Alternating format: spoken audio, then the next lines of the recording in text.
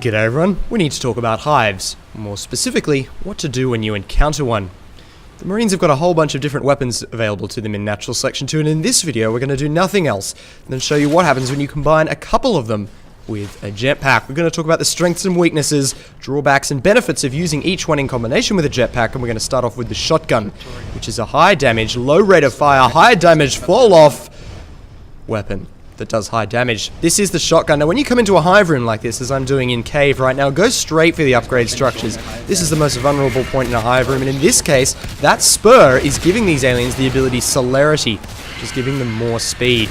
Get up close and personal with things with the shotgun. If you stand off at a range, you won't be able to kill anything. Note the way I'm flying around, staying off the ground, and timing the shots.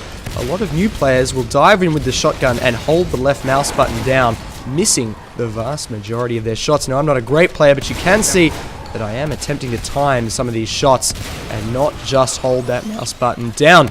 Also go for the eggs. You've got to balance killing eggs with killing players to reduce the number of aliens that you've got to fight. Now we're going to talk about the grenade launcher.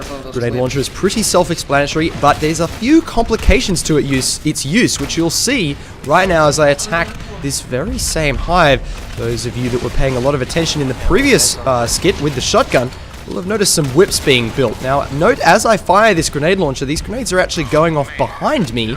That's because the whips are whipping the grenade shells back from the hive. It's a very effective defensive tactic, and you can see that I'm just not able to do a lot of damage with this thing. Now, if my teammates were able to kill those whips, or if I was to grab a med pack and then head around the back of the hive, which I may try to do right now, I might be able to do some extremely high splash damage. The grenade launcher is incredibly effective against large groups of structures like this one. But when the whips are there, it can become very difficult. So this weapon not so appropriate for this particular attack scenario. And I'm going to switch to a different one, which is my personal favorite, the flamethrower. Before I do that, check out the way using the welder there to heal my teammates. It's often overlooked that in Natural Selection 2 there is a kind of healing, a medic role for a Marine, and that is to grab a welder from the armory and heal your Marine's armor, your fellow Marine's armor. But in other news, just got 4 kills with that flamethrower. This is a highly effective weapon for dealing with skulks in large groups, because you could just generally aim it in the direction of the alien scum and they'll all burn to death. It does more damage if you hold the flames on the life form, but you can just set things on fire and then back off, as I'm doing with those structures. Note that the grenade launcher was unable to penetrate those defenses, but the flamethrower, I could simply go in there, set things on fire and back out and do a few thousand points of damage. Now we're getting beaconed right now. This is cool. We're being beaconed so we can all go back through together and attack together. So I'm going to stick with this flamethrower, bring you some more flamethrower action, because I love the flamethrower so much. I don't want to give it up just yet before we move on to our final weapon of the day.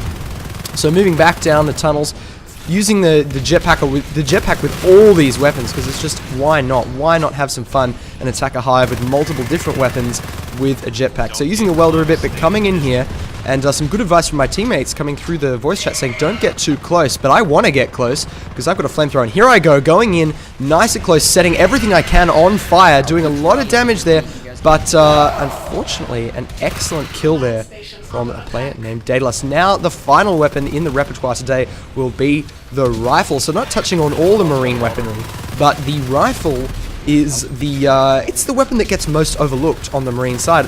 Players expect that because it's the weapon you start with, it's non-effective at the end of the game. It could not be further from the truth. Right now we've got level 3 weapons in this assault, and that makes this rifle extremely deadly. And as you'll see, it's actually incredibly effective for doing large amounts of damage per second to a long-range, well-defended target like this hive. So it might be ironic, but using your starting weapon at the end of the game can sometimes be the most effective option. We hope you've enjoyed this little weapons look here on the Unknown Worlds YouTube channel. Stick around, subscribe for more. It's been a pleasure. See you all soon.